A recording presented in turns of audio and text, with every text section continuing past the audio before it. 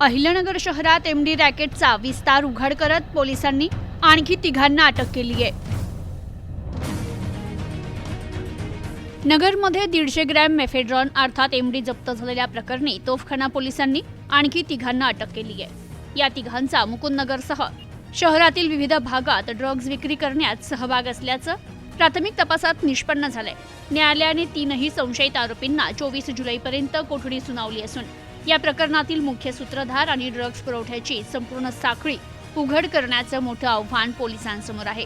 अली शकील शेख राहणार गोविंदपुरा, दानिश फारुख शेख राहणार जुना घासगल्ली आणि कासिफ सज्जाद खान राहणार जुना मुकुंदनगर अशी नव्यानं अटक करण्यात आलेल्या आरोपींची नावं आहेत। यापूर्वी अटक करण्यात आलेले जिशान सय्यद, रेहान शेख आणि वसीम बागवान यांच्या चौकशीतून या तिघांची नावं समोर आली आहे। यानंतर पोलिसांनी रात्री कारवाई करत या तिघांना ताब्यात घेत अटक केली। 19 जुलै रोजी तोफखाना पोलीस पुणे शोध पथक सायवडी परिसरात गस्त घालत असताना निस्किनमळा येथे एक कार संशयास्पद फिरताना आढळली।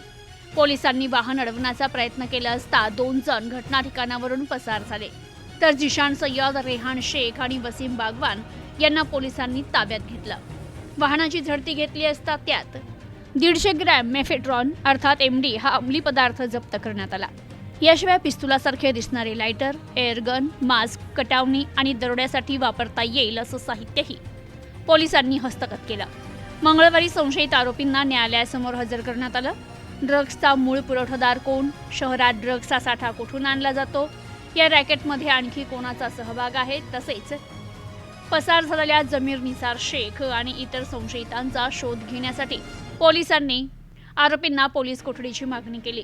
न्यायालयानं ती मान्य करत तिन्ही संशयित आरोपींना 24 जुलैपर्यंत पोलीस कोठडी सुनावली आहे। प्रतिनिधी मोहसिन शेख, न्यूज टुडे 24, अहिल्यानगर।